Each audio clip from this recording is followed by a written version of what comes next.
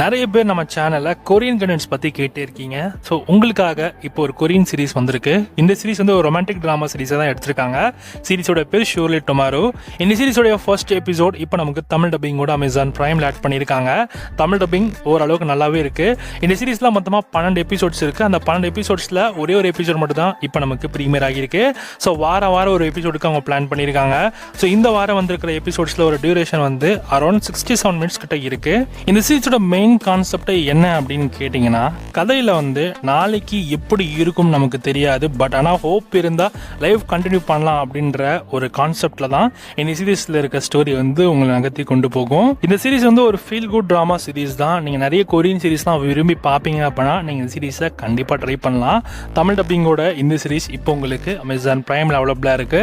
இது ரெண்டாவதான ஒரு Korean content இந்த வாரத்தில் வந்ததுல.